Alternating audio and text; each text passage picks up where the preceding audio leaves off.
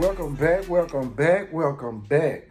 This your boy, Uncle Quick, and welcome to Top Nights Talk with Uncle Quick. I want to first start off by saying thank you for taking the time to look at this video. I need you to do me a quick favor though.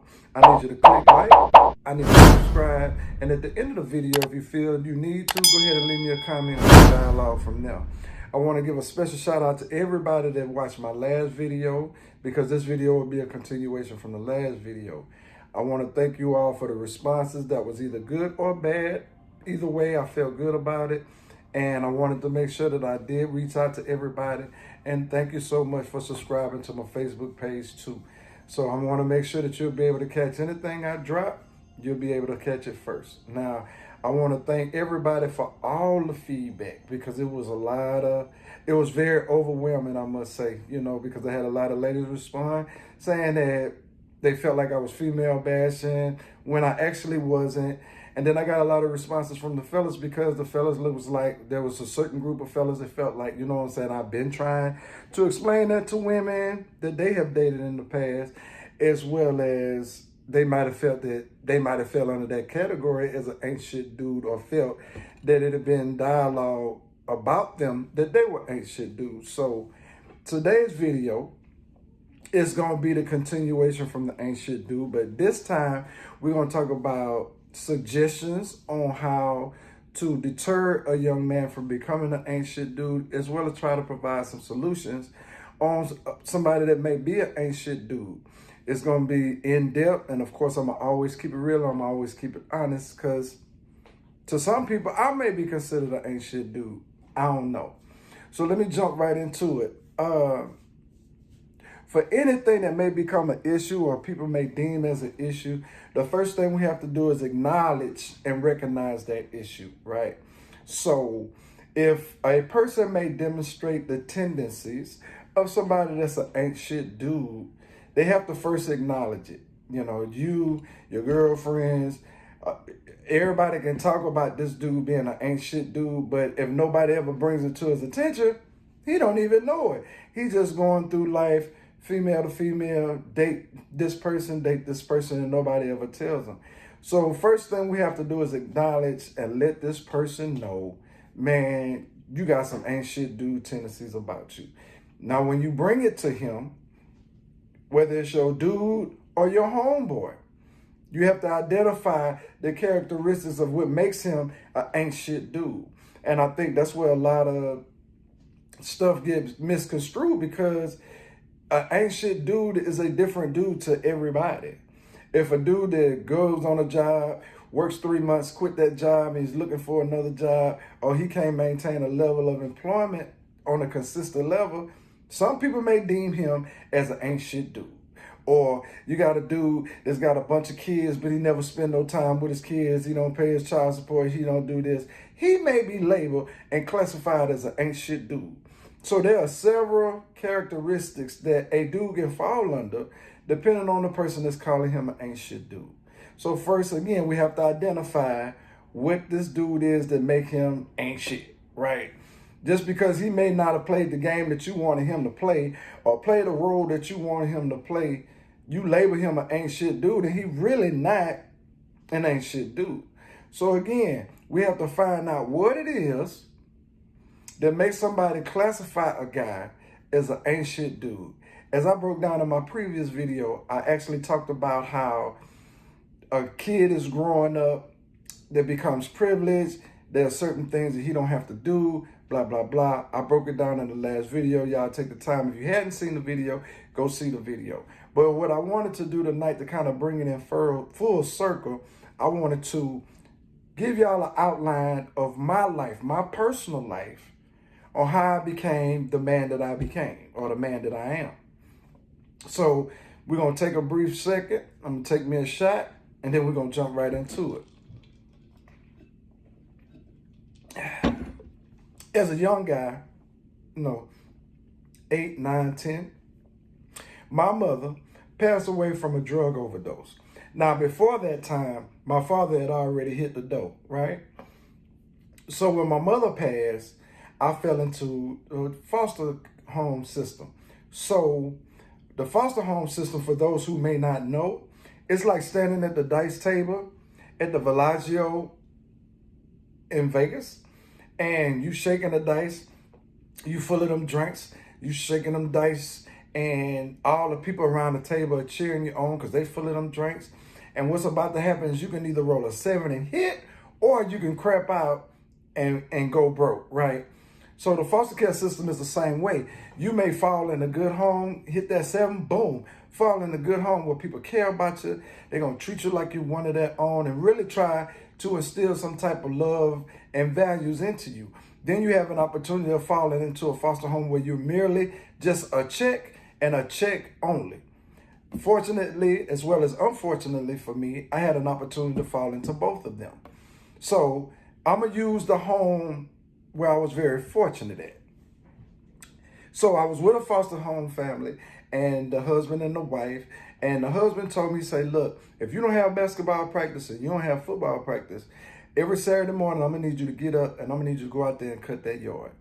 And at first I didn't understand it. I was like, what? Okay. So I go out there and I cut the yard, and he would instruct me on how he wanted his yard to look.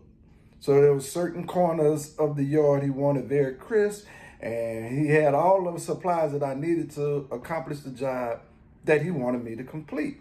So as I started doing that, I started getting older, and he would tell me, he said, hey, the reason I want you to do this is because I need you to understand some things as a man.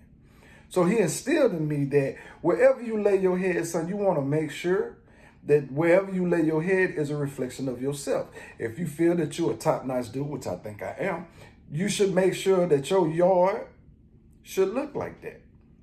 So I was like, well, okay, so I would do that, still living in the foster care system, you know what I'm saying? So I got out of practice one day, and I passed by the truck stop. There was a truck stop in the front of the neighborhood that I grew up in.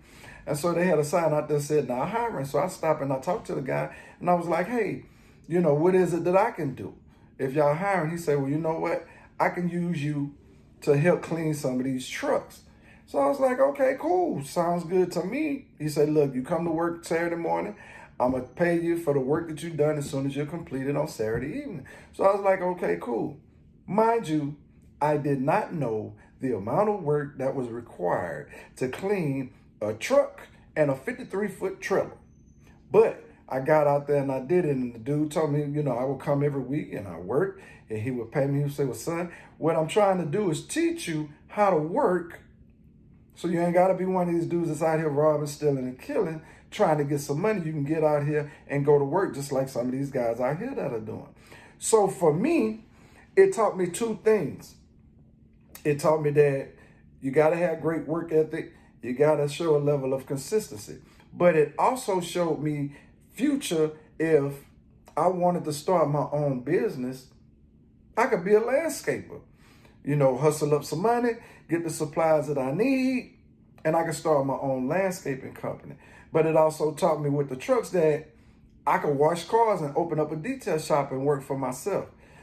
The moral of what I'm trying to tell you is I had influential people in my life growing up to teach me to not be an ain't shit dude, right? So I had good work ethic, I paid attention to detail, and I knew a level of consistency because I didn't have to go to a truck stop after I cut that yard on Saturday morning, but I did.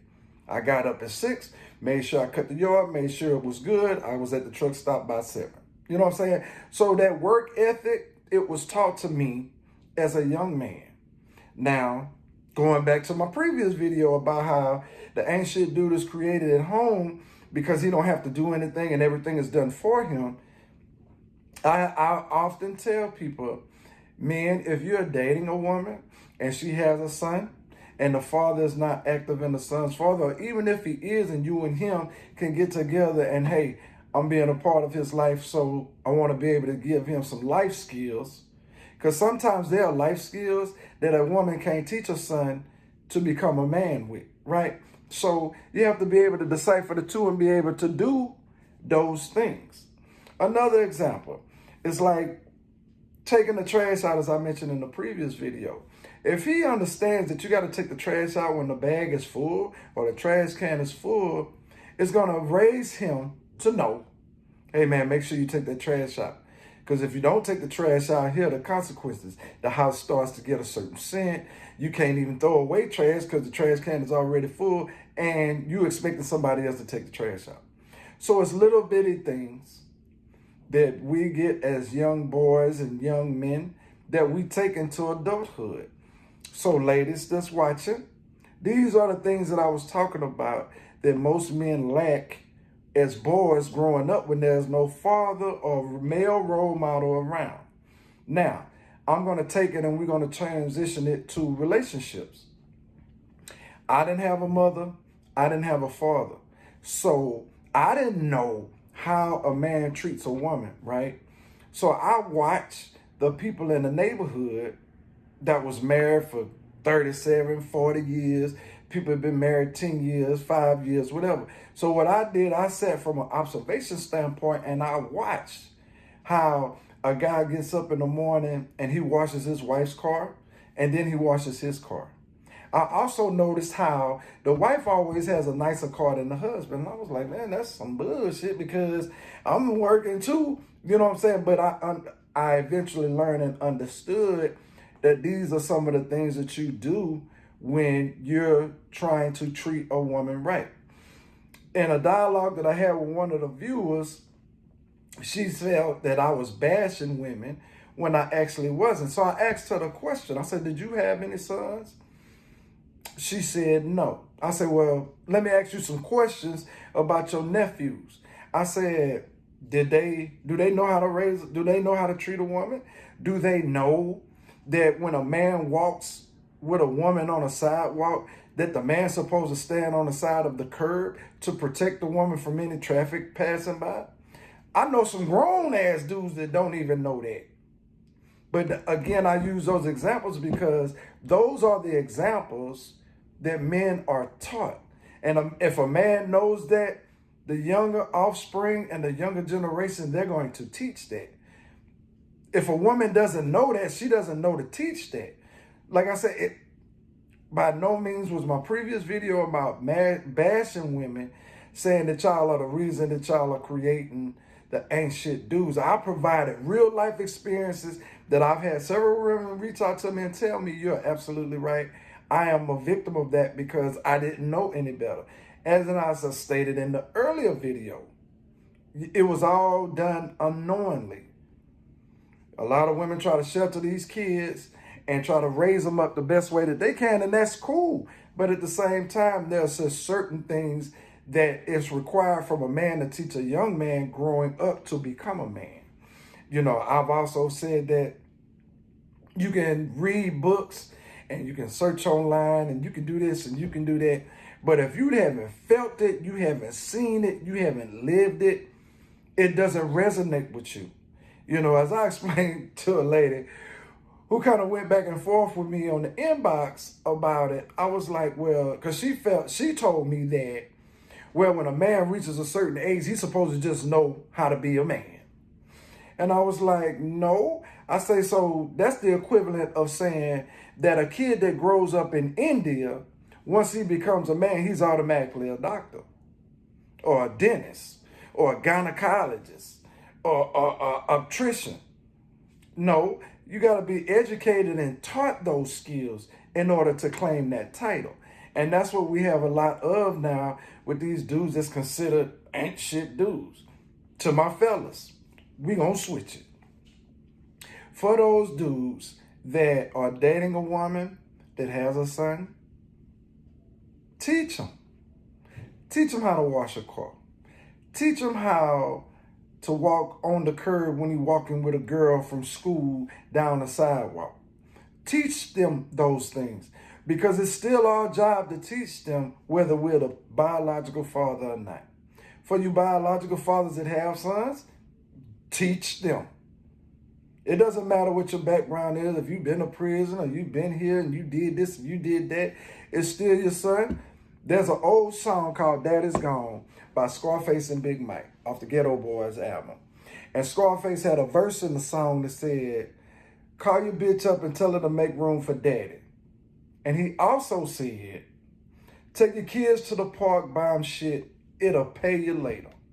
So with those two verses, if you keep those two verses in your head, man, get out, reach out to them kids, build a relationship with them kids, try to teach them kids, because those young men are going to become men that's going to be dating, and you want them to have the characteristics and wear that badge that says, I ain't shit dude. Now, I understand that this is going to go over a whole lot of people's head, and I'm cool with that. But again, now these are some suggestions and some solutions that people can use in raising those kids so you don't be the one that's raising an ain't shit son. And one more thing. For the ladies who felt like I was bashing them, talking about the way that they raised their son, made their son an ain't shit dude, that's not what I was saying. Because here's what we both know. The girl that he's dating ain't going to call his mama and tell his mama, this nigga ain't shit. Nobody is going to do that. So let's equip these young men with the skills to be successful. Teach them how to hang a TV. Teach them how to fix a running toilet. Man, the toilet keep running. Look, man, you go in here, you raise the top up. 9 times out of 10, the ball ain't filled back over the hole, so the tub can fill back up. Simple things like that. Because when you teach a young man that, he holds on to that and it grows up with him, and he takes it on into his adult life. So I appreciate y'all time. Y'all get back to me. Be sure to like it. Be sure to subscribe to it. And leave me a comment if you don't agree or if you disagree with anything that I've said today. Continue to share, and I'll holler at y'all later.